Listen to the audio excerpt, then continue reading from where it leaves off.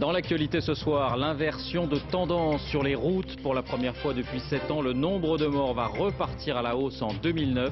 C'est ce que confirment les mauvais chiffres du mois de novembre. On l'a appris il y a un peu plus d'une heure, le corps d'une fillette, sans doute celui de la petite Tiffaine, a été retrouvé près de Charleroi, dans le sud de la Belgique. Son beau-père avait indiqué l'emplacement aux gendarmes. Des révélations sur les comptes français en Suisse. Un ex-employé de banque à Genève aurait dérobé et fourni au ministère du Budget une partie de la fameuse liste des 3000 évadés fiscaux.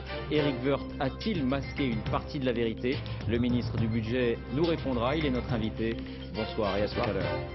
Aux États-Unis, Barack Obama veut solder les injustices du passé avec les Indiens d'Amérique. Il accepte de verser 1,4 milliard de dollars dans le conflit portant sur la gestion des terres. La création à Paris d'un test quasiment fiable à 100% pour détecter la maladie d'Alzheimer. Nous verrons précisément en quoi consistent ces tests. C'est le dossier de cette édition. Et puis des nouvelles de Johnny Hallyday, à peine remis de 2 interventions. Il a été hospitalisé à Los Angeles pour une infection post-opératoire, infection endiguée, indique son entourage qui se veut rassurant ce soir. Bonsoir et bienvenue à tous. D'abord donc, est-ce la fin d'une illusion? Depuis 2002, on s'était habitué à voir le nombre de tués sur les routes diminuer. On pensait que c'était un acquis. Eh bien, les derniers chiffres du mois de novembre montrent que cette année 2009 va marquer un tournant. Sauf grosse surprise en décembre, la tendance va s'inverser. Jean-François Firet, Marie Cros. Les véhicules se sont percutés de plein fouet. 2 morts, 2 blessés graves. C'était le mois dernier près d'Orléans. Un drame de la circulation, un parmi tant d'autres. Au total, en novembre, 343 tués sur les routes. Un chiffre en augmentation, plus 3% par rapport à novembre 2008. Pour la première fois en 7 ans, le nombre de morts repart à la hausse. 4275 en 2008, au moins 100 de plus cette année selon les prévisions. L'objectif de Nicolas Sarkozy était de 3887. On est donc bien loin du compte.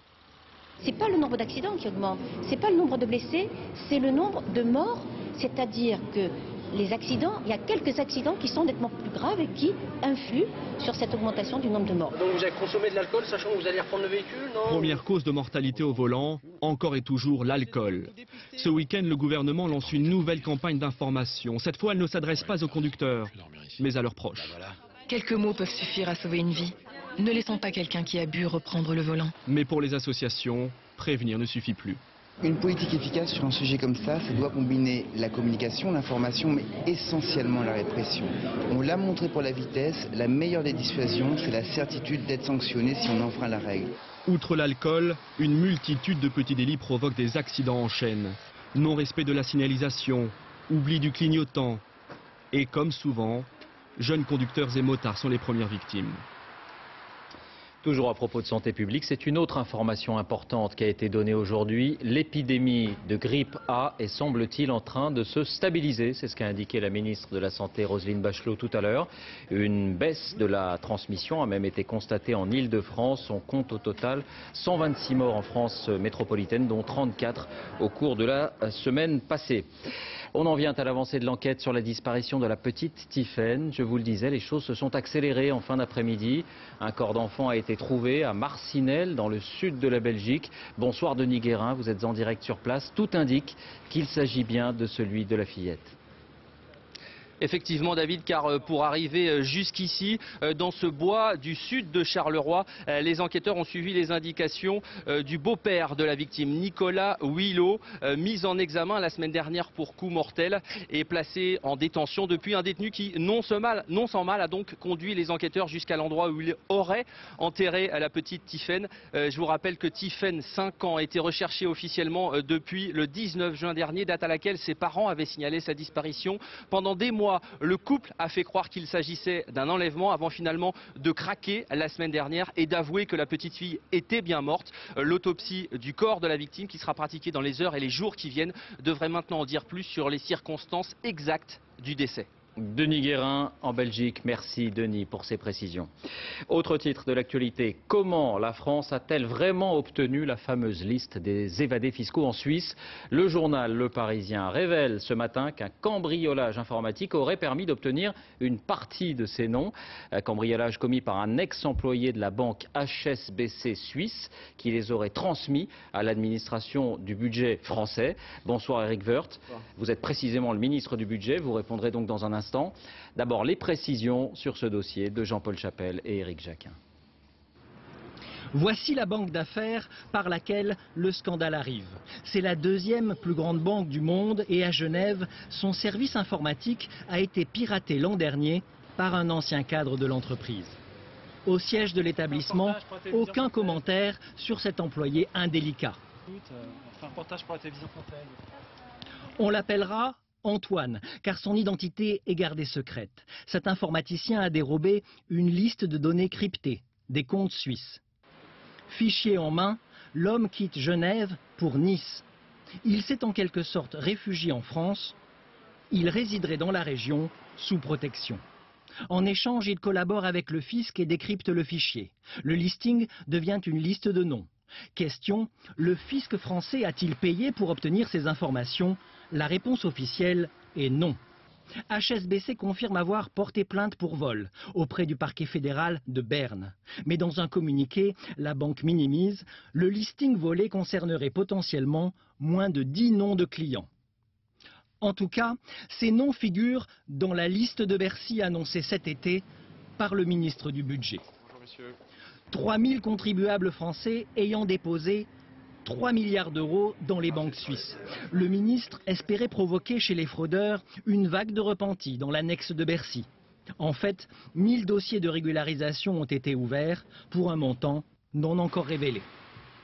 Alors Éric Woerth, la question est assez simple. Est-ce que vous confirmez ou est-ce que vous infirmez qu'une partie des noms de cette fameuse liste a été obtenue grâce à ce Antoine ?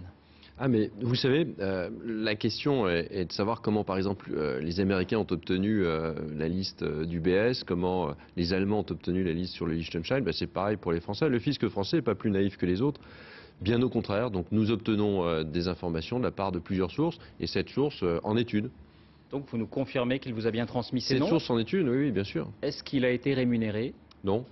Il n'a pas été rémunéré et dans votre reportage vous dites officiellement, je vous dis officiellement, officieusement, enfin de toutes les manières que vous voudrez bien prendre le sujet, la personne n'est pas rémunérée. C'est ce que j'avais dit d'ailleurs. Nous ne rémunérons pas et nous ne prenons des informations que lorsqu'elles ne sont pas anonymes, c'est-à-dire lorsque la personne dit qu'elle est. Ce qui serait choquant, c'est de ne pas utiliser ces informations.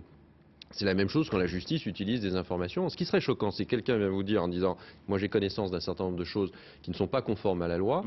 Si on ne le fait pas, si on ne le prend pas, si on n'agit pas là-dessus, ça c'est choquant. Alors comment ça s'est passé? Il est venu vous trouver, il vous a dit « j'ai cette liste ».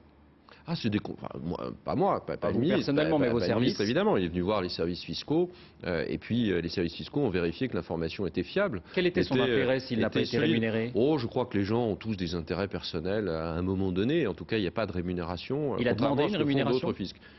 Écoutez, je ne crois pas. En tout cas, il n'y a pas de rémunération qui a été versée d'une manière ou d'une autre. La vraie question, c'est pas de savoir comment on obtient les informations, c'est de savoir au fond qui vole qui. Qui vole qui sur cette liste? Au fond, moi, je n'ai pas à m'excuser de lutter contre la fraude fiscale. J'ai au contraire à lutter d'une façon totalement très persévérante contre la fraude fiscale. Et ça marche. Nous avons beaucoup de résultats. Alors vous nous direz combien peut-être tout à l'heure. Le Parisien indique que sur cette liste amenée par ce fameux Antoine, il y avait des hommes politiques, un humoriste, vous confirmez? Non, écoutez, je ne confirme pas ça du tout. Je ne sais pas comment le Parisien obtient des informations de cette nature. Franchement, il y avait combien de personnes sur cette liste? Il y a... Je vais pas donner. Nous avons plusieurs sources d'informations. Donc, le principe quand même, quand on obtient de l'information, c'est pas nécessairement de dévoiler ses sources. Mais ce qui est étonnant, c'est que vous aviez affirmé, dans un premier temps, vous aviez affirmé que c'était des banques qui vous avaient transmis ces noms. Oui, mais c'est la vérité. Pourquoi ne pas avoir dit la vérité? Mais c'est la vérité. Je dis toujours la vérité. C'est la vérité. Pas une banque, c'est cet homme-là. Non, j'avais dit que nous avions obtenu. Non, il faut revenir à ce que j'avais dit, que nous avions obtenu des renseignements de la part d'une source d'information, de sources d'informations différentes, et notamment également bancaires. Et je confirme, les listes que nous avons, et nous avons regroupé tout cela dans un fichier qui sera exploité selon la loi, c'est bien évidemment des listes obtenues légalement et qui seront utilisées comme telles. La justice nous a transmis d'ailleurs cette liste, puisque la justice est également intervenue dans cette affaire et c'est une bonne chose. Les services fiscaux se sont mis en relation avec la justice. Nous devons le faire, c'est notre devoir de le faire. Alors, nous devons lutter contre la fraude fiscale. Nous n'avons pas à être naïfs, nous n'avons pas à nous demander qui vole qui. Qui vole qui, c'est en réalité des listes de personnes qui fraudent fraude le contribuable français. Mon rôle comme ministre du budget, c'est de faire rentrer l'argent à la maison. Alors justement, où en est-on? Combien d'argent a été récupéré? Écoutez, ça se passe pas mal. Je vais vous donner des chiffres que nous n'avons pas encore donnés. J'espère d'ailleurs qu'ils progresseront. On a traité pour l'instant, enfin on est en cours de traitement de 1400 dossiers, pas 1000 comme le dit votre reportage. Et puis cela va permettre de récupérer, de faire rentrer 500 millions d'euros d'impôts supplémentaires. 500 millions d'euros. 500 millions d'euros, ça nous permet, je vous donne un comparatif ou un repère, ça nous permet de financer par exemple la prime de Noël qui va être versée aux personnes au RSA et à l'API. Donc la fraude fiscale, la lutte contre la fraude fiscale nous permet de financer l'équité sociale. Ça nous permet, c'est 300 000 également foyers fiscaux, c'est 300 000 foyers, ça correspond à l'impôt sur le revenu payé par 300 000 foyers. Donc la lutte contre la fraude, ça fonctionne, juste il faut être capable de le faire. Il ne peut pas y avoir des discours d'un côté à Pittsburgh ou à Londres et de l'autre pas d'application sur le terrain. Les Français demandent une application sur le terrain. Le président de la République demande une application sur le terrain. Personne n'est au-dessus de la loi. Personne. 500 millions d'euros, 1400 dossiers traités. Vous reconnaissez donc que cet homme était l'un de vos informateurs. Et j'encourage celles et ceux qui sont dans cette situation à venir prendre contact avec la cellule de régularisation fiscale jusqu'au 31 décembre de cette année. C'est très important. Merci Eric Woerth d'avoir répondu à nos questions. L'actualité à l'étranger, Barack Obama veut réparer l'injustice faite aux Indiens d'Amérique. Le président américain annonce que l'État accepte de verser plusieurs milliards de dollars dans le conflit portant sur les terres tribales, un conflit qui dure depuis des années. À Washington, Alain Chalvron, Aaron Diamond. Il peut bien remercier le ciel, le grand sorcier des Awassupai qui règne sur le Grand Canyon. Les visages pâles là-bas, à Washington, ont fini par reconnaître leur tort à l'égard des nations indiennes. Nous sommes ici pour réparer le passé, pour tenter de compenser des malheurs historiques et résoudre de justes réclamations dues à la mauvaise gestion par les autorités des États-Unis des avoirs indiens. Les Indiens se partageront donc 3,5 milliards de dollars pour solde de tout compte. Pas de quoi sortir la plupart des tribus de leur misère ambiante. Dans certaines réserves, le taux de chômage atteint les 80%. L'espérance de vie ne dépasse pas 46 ans. L'alcool et les maladies font toujours des ravages. Les Indiens des États-Unis ont par exemple le plus haut taux de diabète au monde, avec tout ce que cela suppose. Problèmes cardiaques, déficience rénale en particulier. Mais plus que l'argent, cette décision du gouvernement des États-Unis, c'est surtout la reconnaissance d'un quasi-génocide.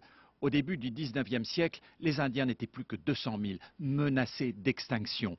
La chasse aux méchants Indiens par le gentil cow-boy, mais aussi par l'armée fédérale, n'était pas qu'une image de western, sans parler des déportations et des spoliations territoriales. Nous ne cherchons pas à occulter le passé, les histoires dures, très dures même, qu'il faut raconter sur les Indiens et leur premier contact avec les Européens. Il faut garder ces tragédies en mémoire, mais ne pas s'y arrêter. Après la dernière guerre mondiale, d'importants efforts ont été faits pour intégrer les Indiens, par l'école en particulier. Certaines tribus ont commencé à exploiter leur passé, leur territoire, leur folklore à des fins touristiques, comme les Navajos de Monument Valley. D'autres tribus ont pu faire fortune dans les casinos. Mais la grande blessure, celle de l'injustice, restait ouverte. Et c'est cette blessure que le compromis d'hier tente de fermer. En bref, encore à l'étranger, on l'indiquait dès hier, c'est une confirmation en Grande-Bretagne. Gordon Brown invente la taxe anti-bonus. Toutes les banques devront verser à l'État 50% du montant des primes, au-delà d'un plafond de 27 000 euros, et ce jusqu'au 5 avril prochain. La politique en France, Georges Frêche remporte une victoire dans son bras de fer avec le Parti socialiste. Le PS ne présentera pas de liste face à lui au régional, même si Georges Frêche, rappelons-le, ne sera pas officiellement investi dans le Languedoc-Roussillon. La réforme de l'enseignement de l'histoire au lycée continue de faire des vagues. C'est demain qu'elle sera examinée par le Conseil supérieur de l'éducation. Rappelons que la discipline sera supprimée en terminale S comme matière obligatoire et qu'elle sera donc inscrite au bac en fin de première, comme le français.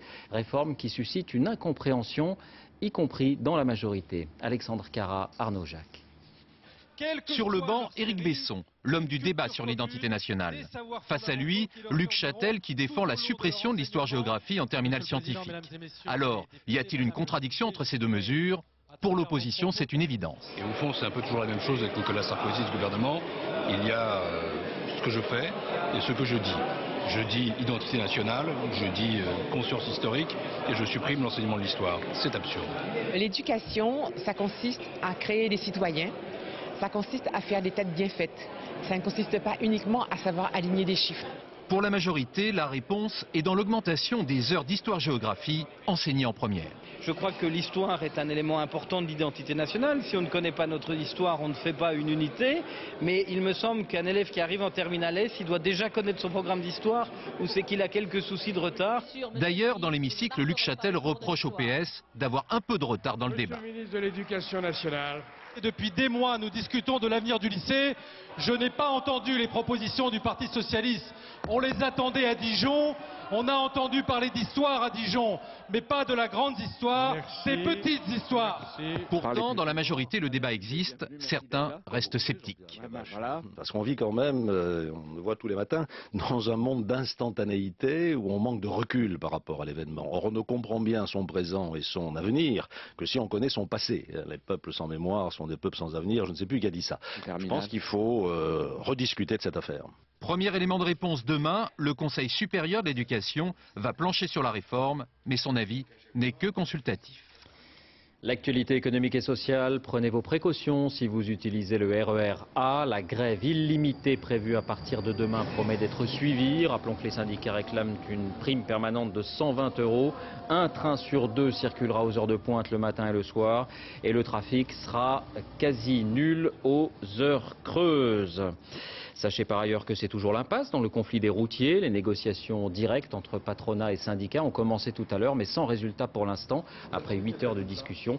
Et faute d'accord, on sait que les chauffeurs menacent de bloquer les entrepôts de la grande distribution à partir de dimanche soir.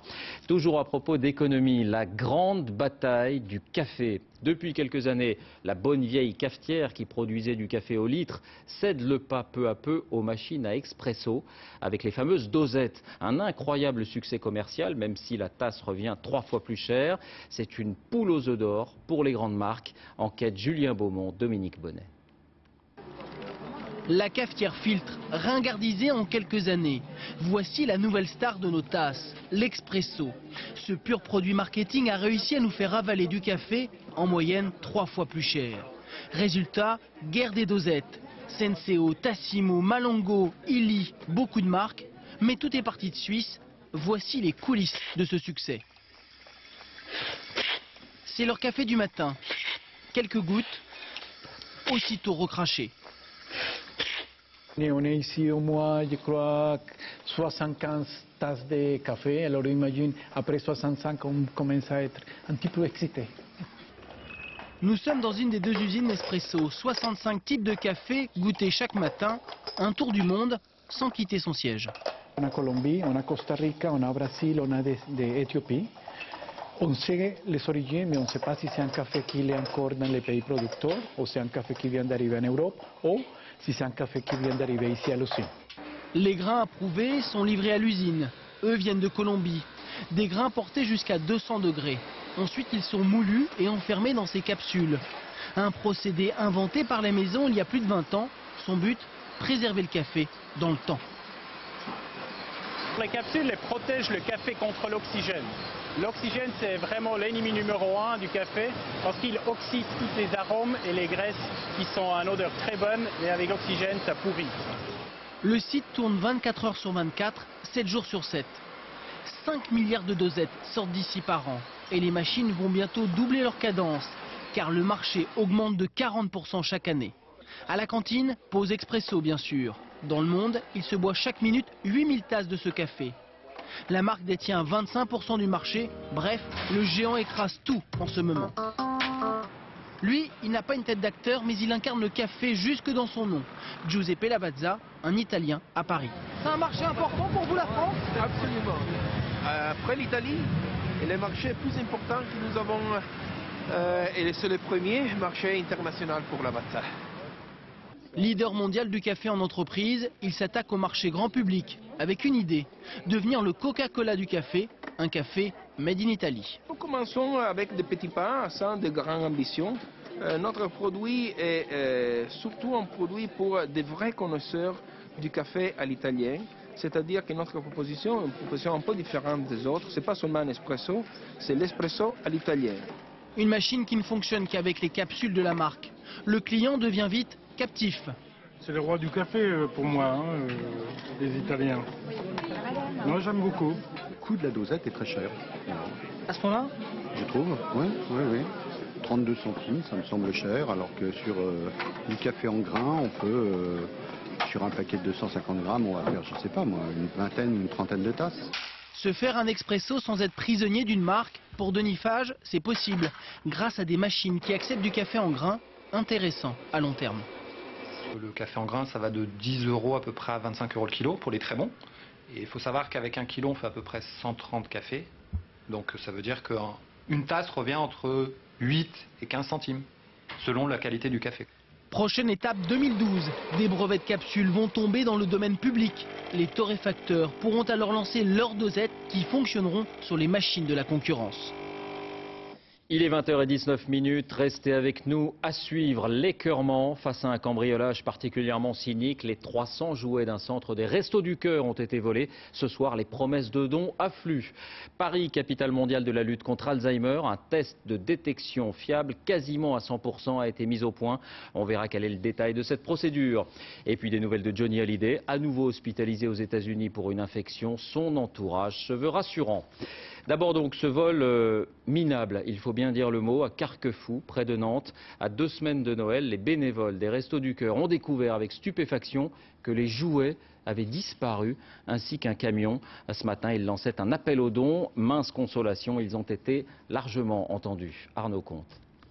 Les voleurs se sont attaqués aux cadeaux de Noël de centaines d'enfants. Ils ont vidé plusieurs de ces caisses, plus de 300 jouets neufs emportant presque tout. Et pour s'enfuir, les cambrioleurs ont même osé s'emparer de l'une des camionnettes des Restos du Cœur. C'est l'écœurement, l'incompréhension, le découragement, mais surtout l'incompréhension. Qu'on puisse non seulement voler les restos, mais alors les jouets pour les enfants, c'est impensable. Le véhicule a depuis été retrouvé sans aucun jouet à l'intérieur. Les voleurs auraient pénétré dans l'entrepôt à l'aide d'un simple tournevis. La petite porte qui nous sert pour sortir donc, a été forcée par l'extérieur. Bien sûr, ils sont passés par là. Ébranlé par ce pillage à quelques jours de Noël, l'association a fait appel hier à la générosité de tous. Appel entendu. En moins de 24 heures, les promesses de dons ont afflué comme les jouets, arrivés par dizaines de toute la France, mais aussi de Suisse ou de Tunisie. L'association devrait en récolter 5000, plus que l'an dernier. Voilà donc une histoire qui se termine presque bien. La santé avec un progrès important, je vous le disais, contre Alzheimer. On sait que l'un des grands problèmes est la détection de la maladie et que les lésions apparaissent très tôt, dès 40 ou 45 ans. Eh bien aujourd'hui, la France s'apprête à ouvrir un grand centre de la mémoire à Paris et un test de détection quasiment fiable à 100% a été mis au point. En quoi consistent précisément ces procédures? Comment se fait le diagnostic? C'est le dossier de cette édition. Il est signé Sophie Mézel, Ziden Berkous, Jean-François Monnier. De quoi vous vous plaignez? Pourquoi vous venez à l'hôpital? J'étais perte, disons, de mémoire.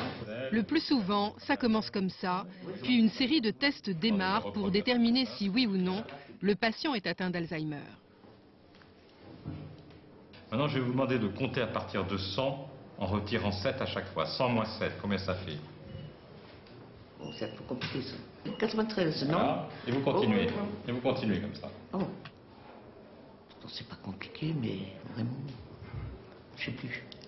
Le mot monde. Cette patiente, qui a plus de 70 ans, est venue avec sa fille. Elle vit seule, mais a besoin de plus en plus des autres dans son quotidien. Ces tests lui donnent un peu le trac, la stress. Mais ils pointent malgré tout des difficultés indéniables qui sont peut-être latentes depuis des années. Donc, on connaît les lésions de la maladie. Ces lésions, elles sont identifiées dans le cerveau. On sait même qu'elles surviennent assez tôt dans la vie des gens, probablement vers l'âge de 40-45 ans, et qu'elles mettent 30-40 ans avant de s'exprimer cliniquement. Bonne rentrée. Quelques bureaux plus loin, nous sommes chez une des neuropsychologues de l'équipe. C'est elle qui approfondit l'examen. Aujourd'hui, elle reçoit un homme de 57 ans, un peu déboussolé. J'ai à peu près compris ce qui vous arrive. Vous oubliez des choses dans votre vie de tous les jours. Parfois, vous avez du mal à vous repérer dans l'espace. Parfois, vous cherchez un petit peu les mots aussi quand vous exprimez. C'est ça? Maintenant, je vais vous dire 3 mots. Les 3 mots, vous allez les répéter après moi et essayer de les garder en mémoire. Tout à l'heure, je vais vous les redemander. D'accord? Écoutez bien. Citron, clé, ballon. Citron, clé, ballon.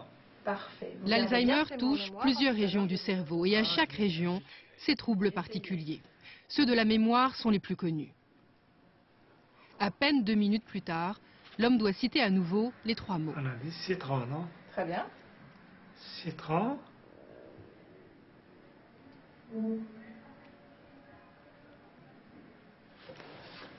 Perdu. Vous voyez? Hop. Ça. Non, regardez, je ne retourne pas mes mains. Associé à la maladie également, des troubles du geste. Fermez cette main, par exemple. Voilà. Celle qui est fermée, vous l'ouvrez. Et celle qui est ouverte, vous la fermez. Non, pas retourner. Ah ouais.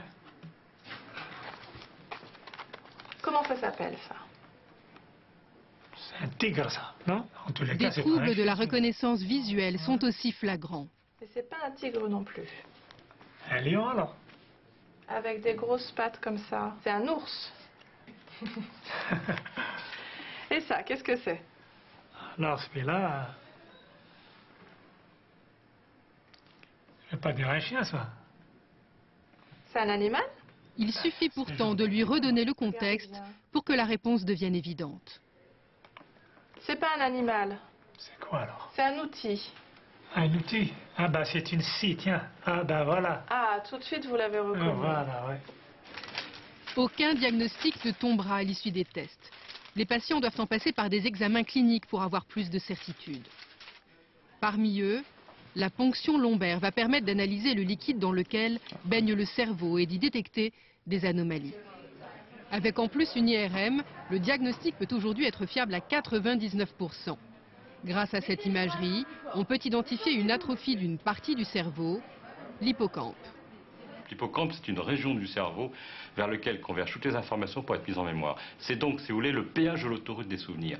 Quand on a une maladie de l'hippocampe, on ne peut plus transformer une information vécue en souvenir, en trace de mémoire. Et ce que nous avons montré, c'est qu'il y avait une relation, une corrélation entre la performance dans certains tests de mémoire et l'atrophie de l'hippocampe. Seuls les patients identifiés avec certitude pourront bénéficier d'essais cliniques pour des médicaments de nouvelle génération. Des médicaments qui arriveront peut-être sur le marché d'ici 3, 4 ou 5 ans. Ils seront testés ici, dans ce centre de la mémoire, qui ouvrira l'an prochain dans l'enceinte de l'hôpital de la Pitié-Salpêtrière. Cette nouvelle alerte médicale pour Johnny Hallyday, on sait qu'il a subi récemment 2 interventions. Eh bien, il vient d'être à nouveau hospitalisé à Los Angeles pour une infection post-opératoire. Ce soir, ses proches se disent rassurés. Abdel Mostefa, Alain Locasio. Johnny dans un fauteuil roulant, cueilli à la sortie de l'aéroport de Los Angeles par une armée de photographes. Nous sommes le 1er décembre et la star rejoint sa famille après avoir été opéré à Paris pour une hernie discale.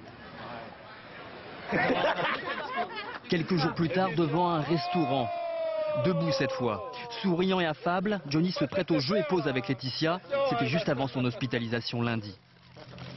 Les nouvelles que je tiens sont de sa femme Laetitia, qui m'a appelé hier, qui m'a dit que Johnny faisait une infection suite à son opération de l'hernie discale et qu'il était hospitalisé pour quelques jours. Depuis cette annonce, les rumeurs vont bon train. Un départ prématuré de la clinique où il avait été opéré serait-il à l'origine de l'infection? Dans l'entourage du chanteur, on dément formellement. Joyeux Noël à vous aussi. L'été dernier, Johnny avait déjà été hospitalisé, officiellement pour un bilan de santé, en réalité pour des polypes cancéreux au niveau du côlon. Remis sur pied, la star avait repris le chemin de la scène fin septembre et le 8 janvier, ses fans l'attendent pour la reprise de sa tournée d'adieu. Ce soir, un message du producteur de Johnny pour les rassurer, l'infection serait d'ores et déjà endiguée. La musique encore d'une certaine manière avec le retour du groupe Trio, même si leur nom ne vous dit rien, vous reconnaîtrez sûrement certains de leurs tubes. Ils sont 4 comme leur nom ne l'indique pas et ils viennent de commencer une grande tournée, signe particulier, en plein sommet de Copenhague. Ils sont plus verts que jamais. Christophe Hérault, Jean-Marie Lequertier. Le slogan « La terre ne tourne pas rond » est à la mode, mais pour Trio, c'est une ritournelle vieille de 15 ans. Belles sont les idées, oui qu'elles sont belles. J'ai une bonne nouvelle. Ils sont écolos et cela ne date pas d'hier. Belle est l'amitié, oui qu'elle est belle. Belles sont les idées, oui qu'elles sont belles. Il y a 10 ans, être écolo, voilà, c'était vivre avec des chefs dans un tipi et s'éclairer à la bougie. Aujourd'hui, on se rend compte que c'est pas du tout ça. Et que la vraie modernité, le vrai défi des années à venir, des siècles à venir, c'est vraiment l'écologie.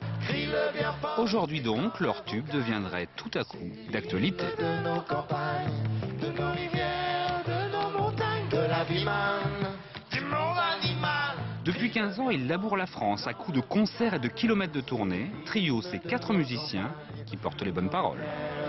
Alors on écoute leurs paroles principalement. Leur musique aussi, mais leurs paroles, oui. Motivé, motivé. À la base, je suis pas plus écolo que quelqu'un d'autre, je pense. Il pourrait vous le faire devenir. Il pourrait, ouais, il pourrait. De l'emballer, puisque tout le monde s'en fout. Profitez et salissez. La terre est à vous.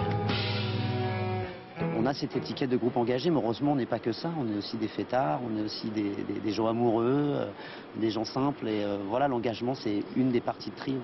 Il s'en était de bousculer, de voir que l'on sait quand même, et les premiers étonnés de récolter ce que l'on sait. C'est vrai, les chansons n'ont jamais changé le monde, mais pour que la Terre tourne dans le bon sens, Trio a décidé de réchauffer la planète en musique.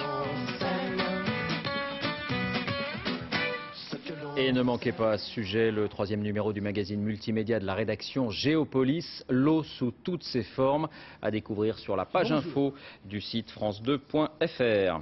Avant de refermer ce journal, je vous en rappelle l'un des principaux titres, ces révélations sur les comptes français en Suisse. Un ex-employé de banque à Genève a dérobé et fourni au ministère du Budget une partie de la fameuse liste des 3000 évadés fiscaux. Sur ce plateau, Eric Woerth nous a confirmé tout à l'heure qu'il s'agissait bien en effet d'une source de l'administration fiscale. Il indique aussi que jusqu'à présent, la fameuse cellule de dégrisement a permis de récolter 500 millions d'euros. C'est la fin de cette édition. Merci de l'avoir suivi. Tout de suite, la météo Tania Young qui nous annonce l'hiver, mais pas avant samedi. 20h35, un téléfilm 12 France avec Malik Zidi et Elodie Bouchez. À demain.